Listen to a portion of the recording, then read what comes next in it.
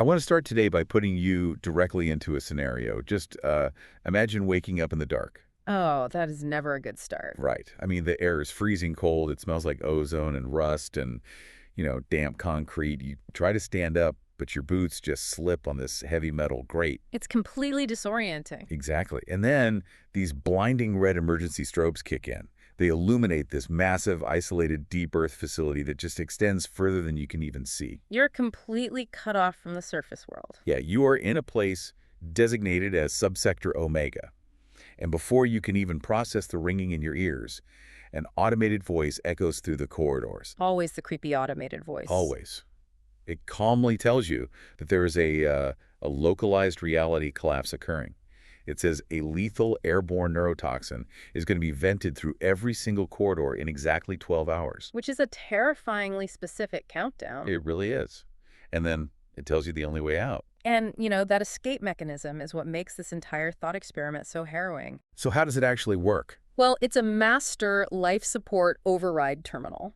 But it isn't secured by a password or, a retina scanner. It is hardwired to an automated, facility-wide biometric array.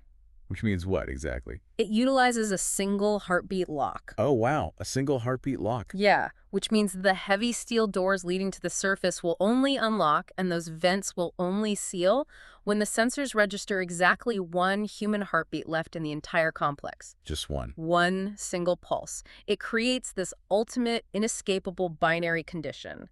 The facility basically demands the total neutralization of all other biological signatures. So basically 18 other people have to die so that you can live. Exactly. And you have 12 hours to figure out how to ensure that the final pulse belongs to you. Well, welcome to our deep dive into the Panopticon protocol. We are so glad you're here with us. It's a massive topic today. It really is. Yeah. For today's analysis, we are pulling from a huge stack of sources. We've got architectural schematics of fictional subterranean bunkers, psychological profiles from various deep lore Bibles, real-world close-quarters battle manuals, and historical combat analyses. It's a very comprehensive set of data we're looking at. Totally, because the Panopticon protocol is this hypothetical tactical simulation on just an unprecedented scale. It takes 19 legendary figures, and we're talking characters pulled from different cinematic universes, historical epochs, post-apocalyptic wastelands, and drops them in. Yeah, you've got Black Ops, intelligence backgrounds, deep space operations, all in this brutal subterranean crucible. But our mission today isn't just to draft some, fantasy roster of who punches the hardest. No, not at all. We are going to conduct a masterclass in tactical analysis. We're looking at how different combat archetypes fare when you strip away their plot armor, right? When you tear them out of their native environments. Because what this simulation fundamentally tests is the tension between adaptability and extreme specialization. That's a great way to put it. I mean, in their respective source materials, every single one of these 19 individuals is a survivor or a specialist or an apex predator. They completely dominate their own environments. Exactly. When you scramble the context, when you force them to navigate a completely alien, confined geography against opponents whose very biology might break the rules, that is precisely when you see human tactical doctrine reach its breaking point. Okay, let's unpack this, because we really need to talk about the arena itself. Subsector Omega. Right. Subsector Omega is essentially the 20th character in this simulation. Its layout dictates everything. Looking at the schematics from our sources, the facility is partitioned into 6 distinct, massive zones. And they are incredibly varied. They really are. Yeah. You've got Sector A, which is sub-zero storage, maintaining temperatures well below freezing. Then Sector B is flooded hydraulics, just this maze of waist-deep water and heavy machinery. Sector C is the armory, which we'll definitely get into. Oh, absolutely. Sector D is an industrial plant filled with fabrication tools. Sector E is the central core. That's where the single heartbeat exit terminal sits, right in the middle. And don't forget Sector F. Right. Sector F is this dizzying labyrinth of elevated catwalks suspended over a massive drop. And the real kicker here is that they are all connected by these incredibly narrow maintenance corridors. Which is brilliant from a design perspective. The geography of conflict here is engineered to be intensely insidious. How so? Well, in military and tactical terms, those narrow corridors are known as fatal funnels. Fatal funnels, that sounds lovely. It's as bad as it sounds. By designing the facility with these 6 resource-heavy zones connected by fatal funnels, the environment actively forces engagement. So you can't just hide it out. Exactly. There is nowhere to effectively hide long-term. If you hunker down in the sub-zero storage, the ambient temperature eventually kills you. Right, you freeze to death. And if you try to hold the armory to hoard weapons, well, you make yourself a magnet for every other combatant seeking a ballistic advantage. Everyone is going to come looking for guns. Exactly. And geographically, all roads funnel inward to Sector E, the central core. The architecture itself acts as a pressure valve, accelerating the attrition rate.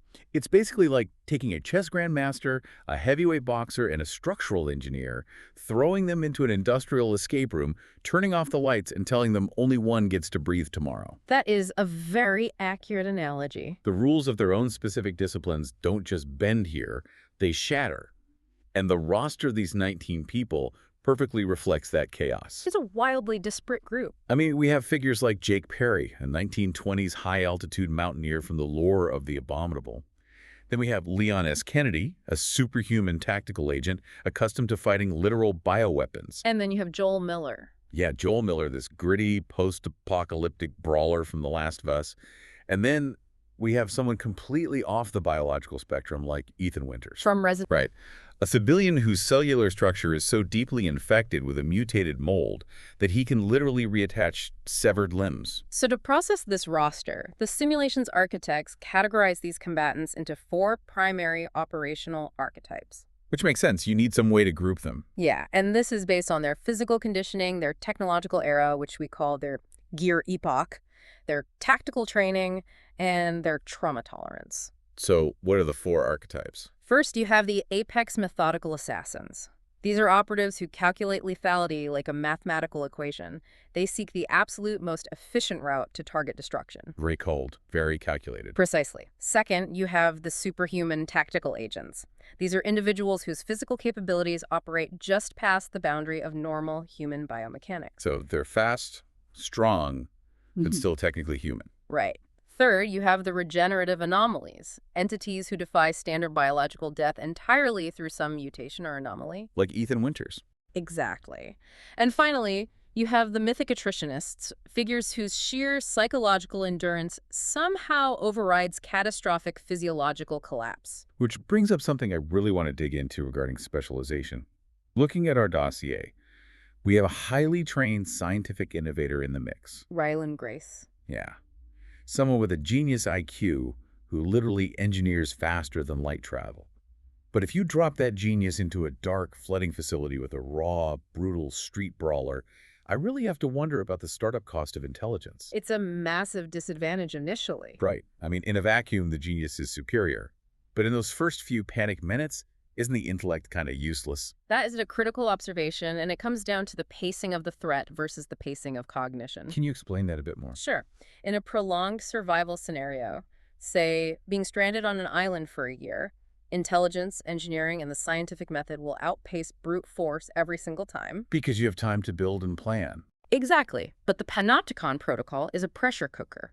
The 12-hour countdown and the enclosed choke point architecture mandate immediate kinetic action. Right, because observing and analyzing takes precious time. Precisely. If your survival mechanism requires you to observe a problem, formulate a hypothesis, test a solution, and build a tool, your processing time is measured in minutes or hours. Which you don't have. No. If the person trapped in the room with you only requires 3 seconds to pick up a steel pipe and swing it at your skull, your genius IQ becomes tactically irrelevant. Violence just operates on a much faster timeline than engineering. It really does. I want you to think about how that translates to your own life for a minute. When a major project at work completely falls apart, or some crisis hits out of nowhere, what is your baseline operational profile? Are you a prepper who immediately pulls out a contingency spreadsheet? Yeah, or are you a specialist who zeroes in on the one highly technical skill you know best? Or, are you an improviser who just starts talking and moving, trying to put the fire out with whatever's in the room? Because as we move into phase I of this simulation, we really see how that plays out. Right. This is the first 2 hours of the lockdown. And we're going to see a brutal demonstration of what happens to those who are highly specialized but tactically unequipped for sudden, absolute chaos. Phase I of the Panopticon protocol is almost entirely about environmental and spatial shock. It's not even about the fighting yet. No, the primary killer in the first 2 hours isn't necessarily other people. It's the inability to adapt to the sensory environment. This phase acts as a tragic cull of the non-combatants and the overly specialized. And reading through the logs, nothing embodies that tragedy quite like the fate of Simon. Ah, Simon's case is fascinating, but very sad. Simon is the protagonist from the indie lore of Iron Lung.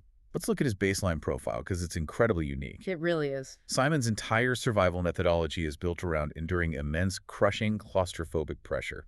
In his source material, he operates a welded-shut midget submarine. Navigating blindly through an ocean of literal blood on an alien moon. Yeah, using only coordinate photography. His psychological endurance for isolation and sensory deprivation is just completely off the charts. But the simulation highlights how that hyperspecific endurance becomes his immediate downfall. How so? Simon's neurology is completely adapted to a very specific sensory environment. Total darkness, extreme silence, restricted movement, and immense external pressure. Basically a sensory void. Right. So when the protocol initiates, Simon is teleported directly into subsector Omega, specifically Sector B, the flooded hydraulic zone. Which is the exact opposite of his native environment. I mean, it's vast, it's incredibly loud, and it's totally exposed. Exactly. It induces what neurologists call catastrophic spatial disorientation. What happens to him physically when that hits? His proprioception, which is his brain's ability to perceive the location, movement, and action of parts of his body, is just shattered. He is assaulted by sensory overload. Because of all those alarms, right? Yeah, there are blaring industrial alarm strobes flashing at irregular intervals. There are echoing concrete vaults amplifying the sound of rushing water and the vast open space of a subterranean warehouse. So he just can't process it. His brain cannot process the influx of stimuli. It causes him to stagger, clutch his head, and move incredibly erratically. He's basically stumbling blindly through this hydraulic corridor, completely overwhelmed by the lights and the noise. And he wanders straight into the perimeter established by Robert Neville. Neville from I Am Legend. Right, the urban survivalist and military virologist. And this encounter is just heartbreaking. It is a devastating intersection of two completely incompatible survival mechanisms. We have to really look at Neville's psychological conditioning here. He's been through a lot. He has spent years isolated in the ruins of post-apocalyptic New York. His entire existence has been shaped by the trauma of fighting the Darkseekers. Those are the infected, aggressive, nocturnal mutants that hunt in the dark. Exactly. Neville's muscle memory is permanently tuned to hypervigilance. When you read the tactical breakdown of this moment, it's not even a conscious decision on Neville's part, is it? No, it bypasses the prefrontal cortex entirely. When Neville sees a figure stumbling out of the strobe lights with an irregular, jerky, erratic gait, his brain doesn't process disoriented human. It just sees a monster. The amygdala takes over. It registers the exact movement patterns of a biological threat. Neville's conditioning dictates that you instantly neutralize anything that moves like that in the dark. So Neville just raises his M4A1 military rifle and fires a lethal burst of 5.56 millimeter ammunition. And that's it. It's over instantly. Simon's extreme, specialized resilience, his ability to withstand the psychological crush of deep ocean isolation, offers zero physical resistance to modern ballistics. None at all. I mean, the 5.56 round is designed to fragment upon entering soft tissue, creating massive internal cavitation. Simon dies instantly. It is a fatal misunderstanding born entirely of environmental displacement. Neville's trauma-induced survival instincts forced a kill he didn't need to make. And Simon's hyperspecialization left him unable to simply walk down an industrial hallway. It perfectly illustrates the ruthlessness of the simulation. Survival here isn't just about how tough you are, it's about whether your specific brand of toughness applies to the immediate physical reality. We see that exact same cruel logic applied across the facility in Sector A, the sub-zero storage. But this time, it's not about sensory shock. No, this time it's about what the simulation notes refer to as the gear epoch. Right, so in Sector A, we have Jake Perry, this incredibly rugged mountaineer from the 1920s. We're talking about a guy who has summited unconquered peaks in the Himalayas with rudimentary equipment. His physical stamina, his VO2 max, his pain tolerance, they are all legendary. So Perry spawns in this freezing storage facility. He looks around, sees an elevated ventilation shaft, and his 1920s mountaineering training just kicks in. He seeks the high ground. Which, from a purely geographical standpoint, seeking the high ground is a fundamentally sound tactical principle. It makes sense, right? Mm-hmm. It offers better visibility and makes you harder to reach. It does. But we must analyze Perry's gear epoch. He is utilizing 12-point crampons strapped to leather boots, heavy steel ice axes, and hemp rope. His equipment is nearly a century out of date. Exactly. But more importantly, his conceptual framework of warfare is anchored in the 1920s. He has absolutely no frame of reference for modern surveillance technology or electronic warfare. And that lack of conceptual framework is a massive problem here, because sharing Sector A with him is Burt Gummer. Burt Gummer from the Tremors franchise. The ultimate paranoid, subterranean demolitions expert and heavily armed prepper. And Burt doesn't need to physically look up to see Perry climbing. No, Burt unpacks a Pelican case full of modern battery-operated motion sensors. This is where the epoch gap just becomes completely lethal. Perry's out there expending massive amounts of physical energy, relying on raw prowess and outdated tools to slowly ascend a metal ventilation shaft. Believing his physical effort secures his safety. Yeah. Meanwhile, Gummer is sitting comfortably in a central climate-controlled booth, just reading a digital blip moving across an LCD screen. It's the ultimate tragic realization of work smarter, not harder. Gummer doesn't engage in a physical contest at all. He doesn't have to break a sweat. He simply tracks the telemetry, waits for Perry's blip to center over a specific junction in the ductwork, and detonates a pre-placed block of C4 explosive. Wow. The blast wave collapses the ductwork, completely crushing Perry beneath tons of twisted steel. So Perry's legendary physical stamina was completely irrelevant. Totally irrelevant, because his technological epoch betrayed him. He couldn't bypass a motion sensor because he literally didn't know invisible infrared beams existed. It's a brutal filtering process. But looking at Sector D, the industrial plant, we see the simulation address human cooperation, and honestly, the results are even darker. Sector D is a very grim case study. This is where we find Ryland Grace, the brilliant scientific innovator from Project Hail Mary, and Joseph Cooper, the engineer and pilot from Interstellar. Two incredibly high IQ individuals. Right. And they instantly reject the primal violence of this scenario. They analyze the rules, look at the terminal lock, and form an engineer's non-aggression pact. They figure, let's pool our brain power, bypass the biometric scanner on the life support override, and just beat the system together. It is arguably the most rational, civilized response to the Panopticon protocol. It absolutely is. If Grace and Cooper were given 24 hours in a secure, locked room, their combined intellect would absolutely allow them to dismantle the terminal's housing. They could rewrite the biometric parameters, neutralize the threat. Everything, yes.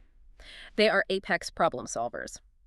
But as we discussed earlier, they are operating under the fatal assumption that they have time and a secure perimeter. And they have neither.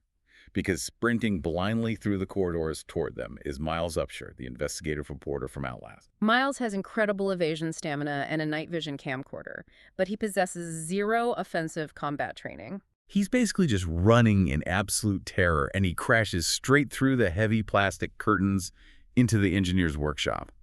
And right on his heels is Hutch Mansell from the film Nobody. Hutch Mansell represents a critical pivot point in the psychology of this simulation. Because his background. Exactly. According to his lore, he is a former auditor for the intelligence community. He's a specialist in rapid attrition and improvised traps. Right, he knows how to clear a room. But more importantly than his skills, Mansell understands the lethal necessity of the environment instantly. While Grace and Cooper are trying to intellectually reject the premise of the protocol by hacking it, Mansell has fully accepted the premise. Erase the other biological signatures or die. Exactly. The clash of these mindsets is just violent and immediate. Mansell doesn't hesitate, he doesn't ask questions, and he obviously doesn't care about their little pact. No, he storms into the workshop, uses a heavy steel pipe to bludgeon Upshur to death in seconds, and then immediately turns his attention to the two engineers. Now, Grace tries to fight back here. He uses his scientific background to instantly improvise a chemical fire using industrial solvents on a workbench. Which is brilliant on paper. It really is. It's a smart move. It is brilliant, but it relies on pain compliance. A normal person flinches from fire. But Mansell is a highly conditioned operative. He understands that temporary burns are an acceptable trade-off for lethality. So he just ignores it. Mansell simply powers through the localized flame, absorbs the superficial damage, overpowers Grace's physical guard, and executes both him and Cooper in rapid succession. Just raw, close quarters brutality. It highlights such a grim reality about tactical scenarios. Intelligence, diplomacy, and teamwork, these highest virtues of human civilization, are fragile. They are instantly nullified by ruthless, pre-accepted lethal necessity. Mansell didn't care about their IQs or their ability to hack the mainframe. He just saw biological signatures that needed to be erased to secure his own exit. And just like that, by the end of Hour 2, the simulation has violently filtered out the non-combatants, the pacifists, and the technologically disadvantaged. Which transitions the dynamic of the Panopticon protocol entirely. We move into Phase 2, covering Hours 2 through 6. This is designated as the subterranean siege and kinetic attrition phase. The board has been cleared of the vulnerable. The 14 remaining combatants are all hardened survivors, military preppers, and intelligence operatives. The easy kills are gone. Now they begin migrating out of their spawn zones, pushing toward the resource-rich central zones. The fundamental question of the simulation really shifts here. We know that traps and brute force work effectively against civilians and engineers. But what happens to a trap master's logic when an enemy's biology simply refuses to obey the rules of physical trauma? We get the answer in Sector C, the armory. So Burt Gummer, having secured his zone in the sub-zero storage, migrates to the armory. And he does what his operational archetype dictates, right? He turns the entire space into a layered, explosive kill zone. He rigs directional claymore mines, tripwires hooked to flashbangs, and creates this intense spider web of lethal denial of area traps. And into this maze walks Joel Miller. Joel is the ultimate post-apocalyptic survivor. His methodology is heavily stealth-reliant. He moves slowly, checks corners, and uses ambient objects like throwing bricks to create audio distractions. And Joel successfully navigates Gummer's primary tripwires, which is a massive testament to his environmental awareness. It is, but Joel is so focused on the floor traps that he doesn't realize he's sharing this narrow, concrete supply corridor with Jack Reacher. Oof. This matchup provides a fascinating look at the limits of raw aggression. I mean, Joel Miller is conditioned to fighting infected mutants like clickers and desperate, starving scavengers. Right, he relies on raw survival aggression and improvised weapons like shivs. But Jack Reacher is a massive physical enforcer. He's standing 6'5" with a background as a military police investigator. I don't think it's just that Reacher's bigger, though, is it? No, it feels like Joel failed at target assessment. He treated Reacher like a standard scavenger. Exactly. Reacher possesses an analytical instinct for close-quarters combat that really borders on precognition. He's always calculating. He doesn't just brawl. He assesses threats based on geometry, skeletal leverage, and momentum. When Joel attempts to ambush Reacher in the tight corridor, he does manage to sink a shiv into Reacher's shoulder. Which, against a scavenger, that's a fatal fight-ending wound. But against Reacher, it barely registers as a deterrent. Reacher utilizes power grappling. He absorbs the stab wound, traps Joel's arm, uses his massive weight advantage to control Joel's center of gravity, and forcefully fractures Joel's cervical spine against a concrete pillar. It is just overwhelming, mathematically applied kinetic force. It is a decisive victory. But this specific engagement instantly reveals Reacher's critical tactical vulnerability. What's that? Well, Reacher's entire operational model relies on dominating physical space with his body. He has a massive target profile. He relies entirely on intimidation, preemptive striking, and leverage. But brute force and skeletal leverage cannot punch a tripwire. Right. Reacher drops Joel, steps out of the narrow corridor, and steps into the open armory. And his massive boot catches a nearly invisible monofilament wire. Click. He triggers one of Burt Gummer's directional claymores. The tactical lesson here revolves around the indiscriminate nature of explosive ordnance, right? Absolutely. A claymore mine projects hundreds of steel ball bearings outward at a velocity of roughly 4,000 feet per second. That's insane. A lifetime of martial mastery, bone density conditioning, and physical intimidation can be erased in a single millisecond by directional shrapnel. Reacher couldn't fight the explosion. His physical size, which was his greatest asset in the grapple against Joel, just made him a perfect wide canvas for the Claymore's blast radius. Reacher is shredded instantly. So Burt Gummer steps out of his fortified control booth to inspect the body, secure his perimeter, and reset his traps. And here's where the simulation breaks conventional logic wide open. This is one of the most wild moments in the logs. As Gummer is checking the wire, he gets ambushed from behind by Ethan Winters. Gummer, being a seasoned prepper, reacts perfectly. He drops to a knee, spins around with a high-caliber anti-material rifle, and blows a massive grapefruit-sized hole right through Ethan's chest from 2 feet away. By every metric of ballistic science and everything we know about human anatomy, Ethan Winters should be dead before his knees hit the concrete. This is where we must unpack the concept of the physiological stop. What does that mean in tactical terms? In real-world tactical doctrines, such as the standards established by FBI ballistics testing, the goal of a firearm isn't necessarily to kill, it is to achieve a physiological stop. Okay. You apply kinetic force to a target to cause catastrophic blood loss or central nervous system disruption, mechanically ending their physical ability to fight. You break the machine so it stops moving. Precisely. Gummer's execution was flawless. He achieved a catastrophic hit on the cardiovascular system. But Ethan Winters is categorized as a regenerative anomaly. Right, because of his lore in Resident Evil. Yes. His cellular structure has been entirely co-opted and replaced by a substance known as the mutamycete mold. He looks human, but biologically he functions more like a fungal colony.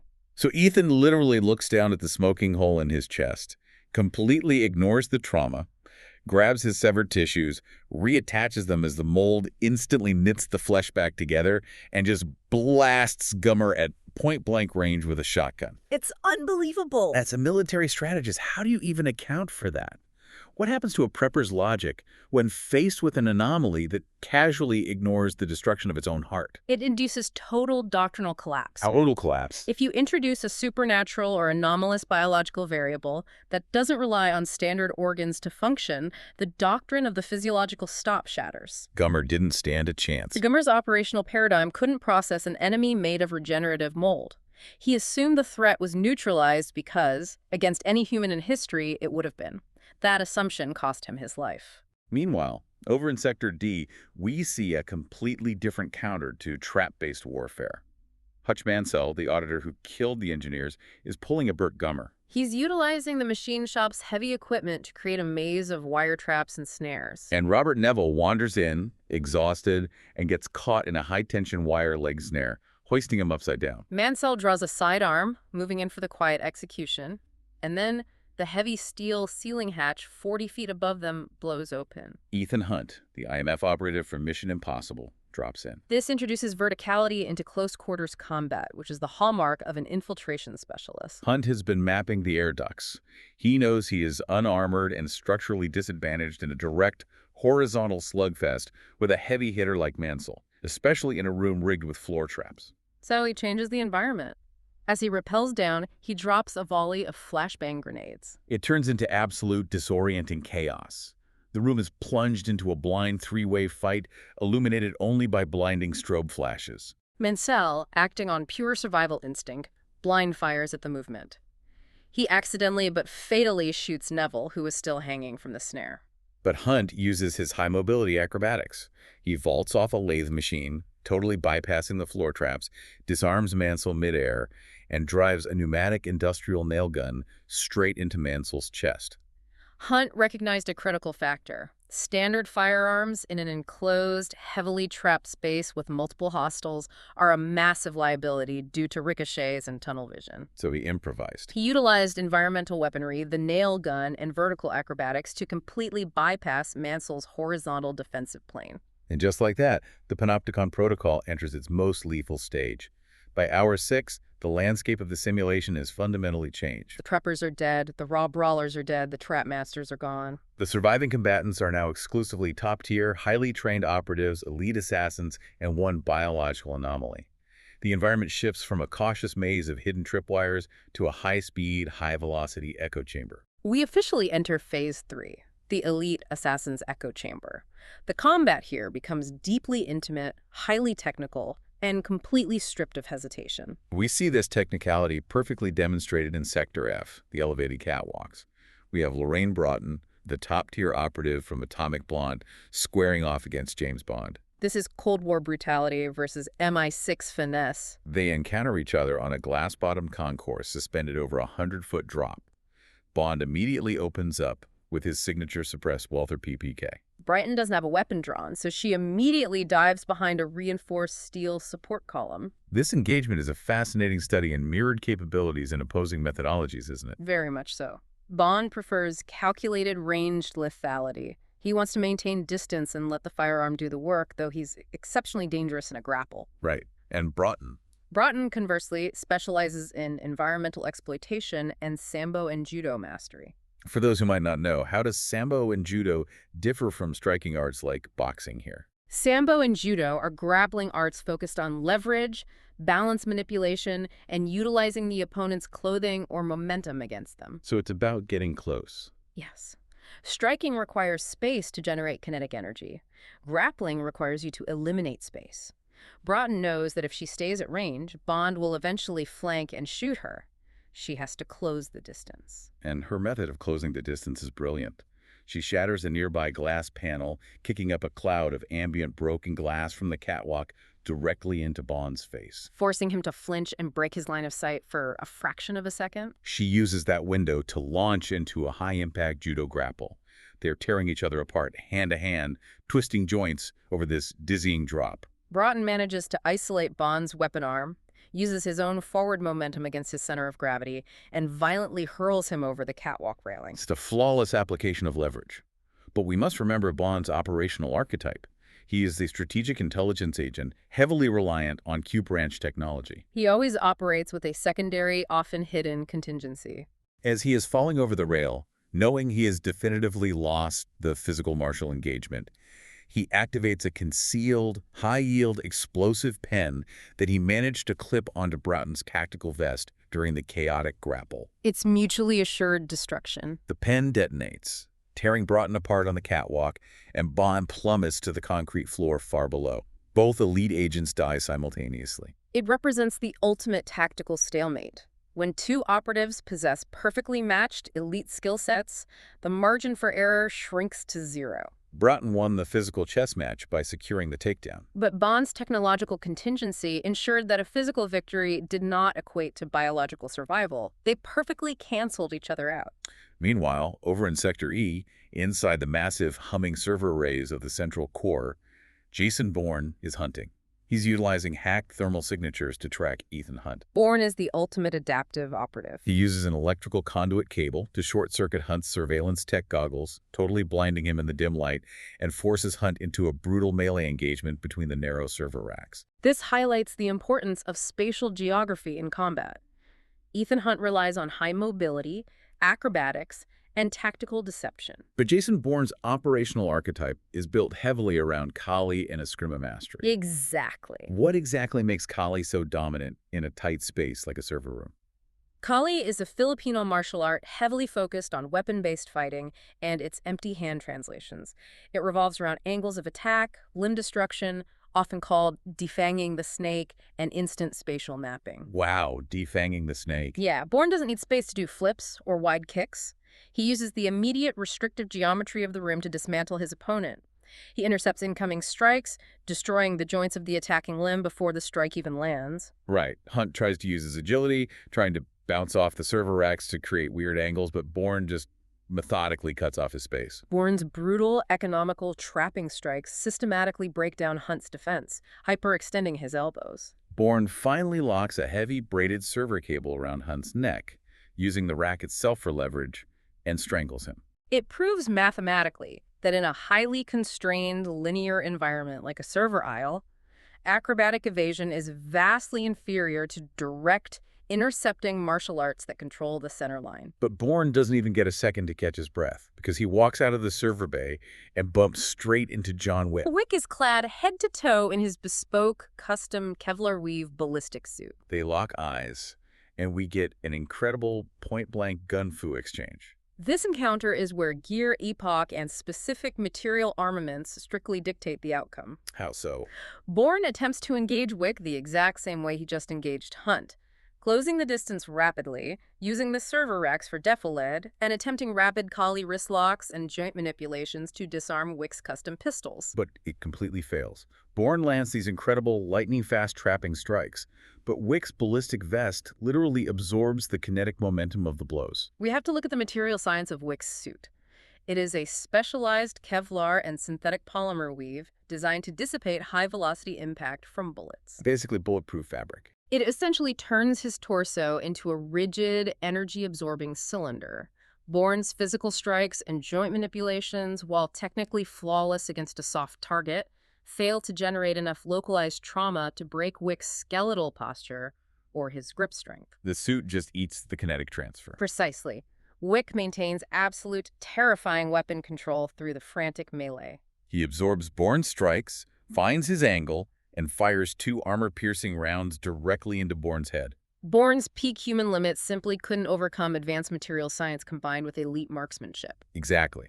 While that kinetic chess match is resolving, we have Adam Clay, the apex methodical assassin from the Beekeeper, moving silently through the industrial sector. And he runs into Ethan Winters, the regenerating mold anomaly who shrugged off Gummer's anti-material rifle earlier. Adam Clay is acting like a white hat hacker here. I love this sequence. He observes Ethan Winters take a glancing gunshot wound from a dying operative, and he watches the flesh literally knit itself back together. Clay operates on pure physical mechanics and logic. He doesn't panic when he sees the impossible. He realizes you can't brute force a firewall if you're using the wrong code. That is a perfect analogy. If we connect this to the bigger picture of tactical analysis, this is the definitive test of adaptability. Because he realizes bullets won't work. Clay recognizes that applying kinetic force bullets or punches to a target that doesn't rely on standard organs is a waste of energy. The doctrine of the physiological stop is useless here. So he pivots instantly. He sees that the biological problem requires a chemical solution. He grabs a high-temperature industrial thermite canister from a welding station. Which is incredibly dangerous to even handle. Yeah, he engages Ethan, utilizing his mastery of Wing Chun, which is brilliant because Wing Chun is all about rapid centerline control and sticky hands, just long enough to trap Ethan's arms and break his defensive guard. He then straps the burning thermite canister directly to Ethan's chest and kicks him back. The science of that pivot is just breathtaking. Thermite undergoes a highly exothermic reaction, burning at temperatures exceeding 4,000 degrees Fahrenheit. It burns hot enough to achieve total cellular incineration. By completely destroying the mutamycete fungal cell structure faster than it can replicate, he permanently halts the regeneration. Clay didn't try to outfight the anomaly. He changed the physics of the engagement from kinetic to thermal to bypass the anomaly's firewall. Which is an incredible lesson for anyone listening. Think about your own life, your career, your personal conflicts. When you are applying a strategy, whether it's in a negotiation, a project, or a debate, and the feedback loop clearly shows your strategy is failing, how quickly can you discard it? It's harder than people think. Can you drop a failing strategy in real time under extreme pressure? Or do you just keep punching the regenerative mold, hoping for a different result because it's what you know how to do? The psychology of combat shows that most people succumb to the sunk cost fallacy. They double down on the methods they are most comfortable with, even when presented with evidence of failure. But not Clay. No, Adam Clay survived because his ego was entirely detached from his methods. He held no loyalty to his firearms or his martial arts. He only cared about the terminal result. So by hour 10, the tactical geniuses have efficiently cleared the board. The Panopticon protocol has filtered out everyone except the absolute apex predators and one massive, bleeding, incredibly stubborn anomaly. We enter Phase Thor, the semifinals. Geographically, the remaining combatants are drawn back into Sector B, the flooded hydraulics, as the automated blast doors slowly begin restricting movement to force a resolution. We have Leon S. Kennedy fighting John Wick in waist-deep freezing water. This is a battle of agility versus armor. Wick has his Kevlar suit protecting his torso, making him effectively a walking tank against small arms fire. Wick opens fire with his customized tactical pistol, but Leon is a superhuman tactical agent.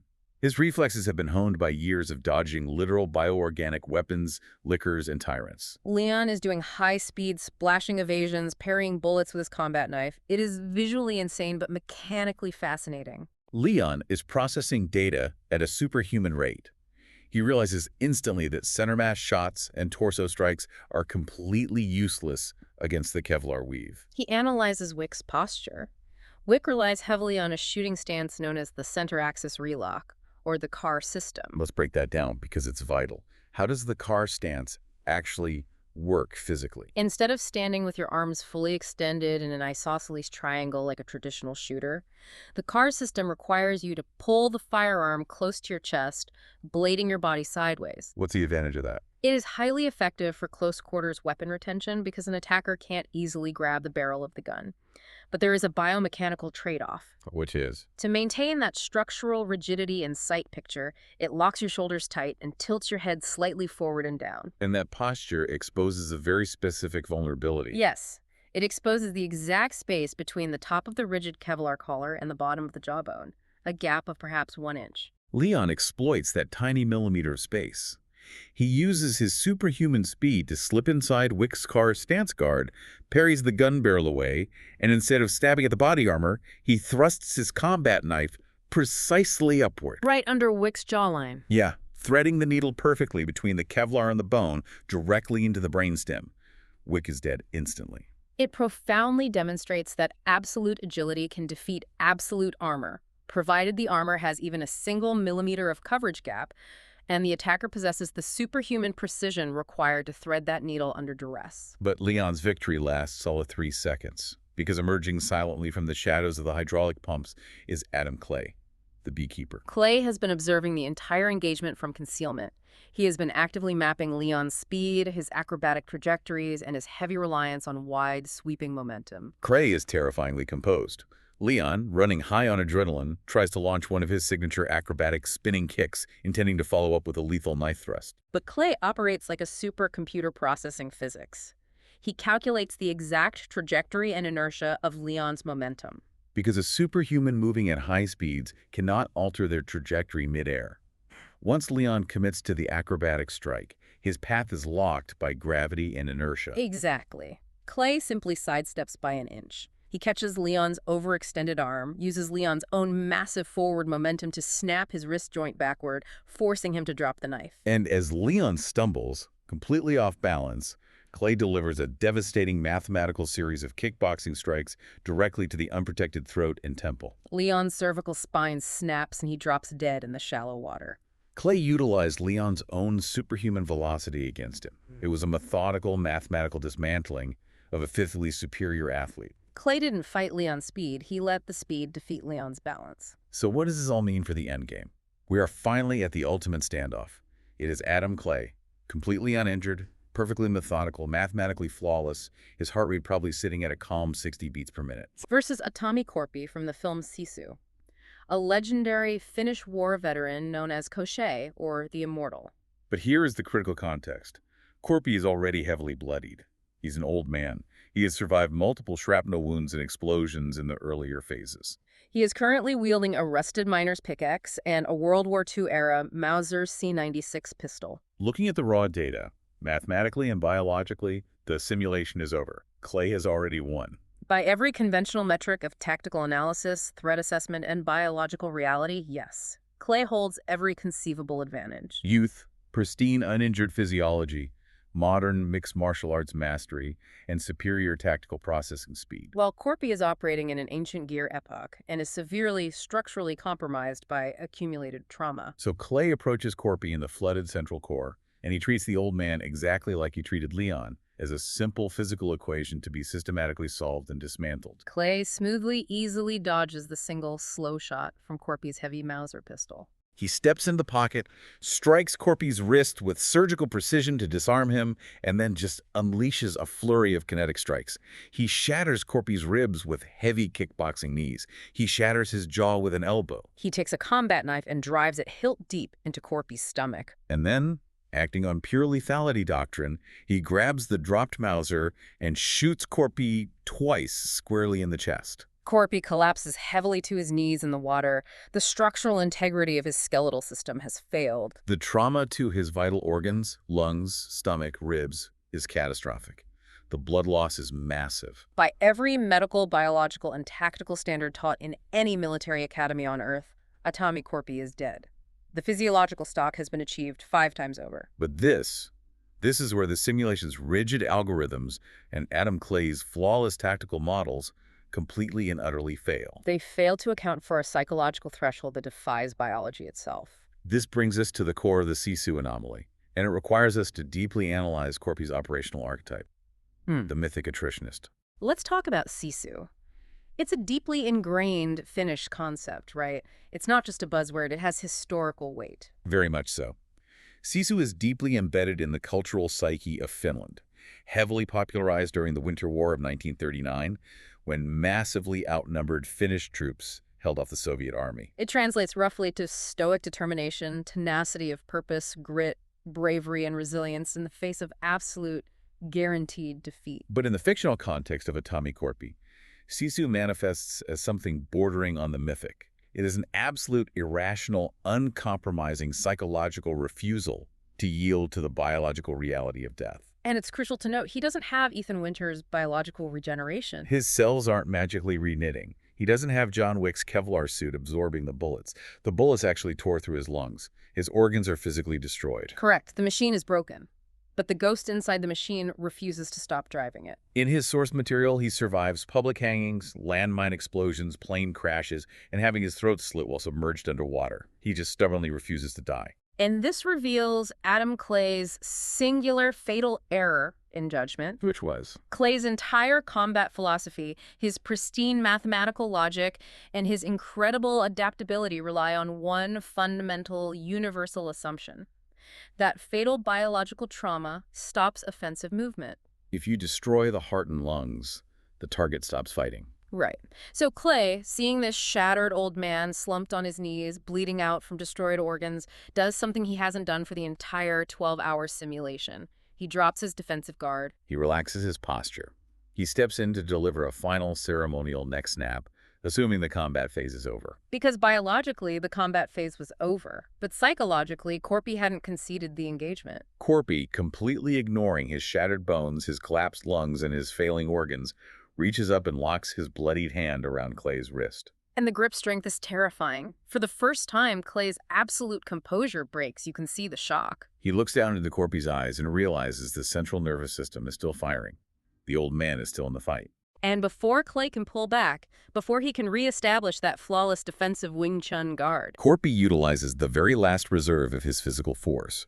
He drives his heavy, rusted miner's pickaxe viciously upward. he catches Clay just under the collarbone of his tactical vest, bypassing the ceramic armor plates entirely, penetrating deep into the upper chest cavity, and violently severing the main aorta. Clay falls backward into the water. His cardiovascular system collapses instantly.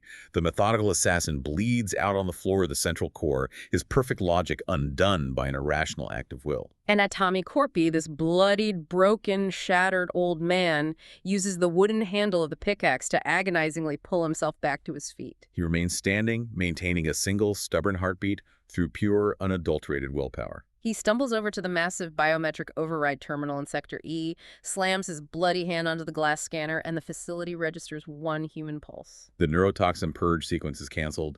The heavy steel doors unlock. Corpi walks out into the sunlight as the sole survivor of the Panopticon protocol.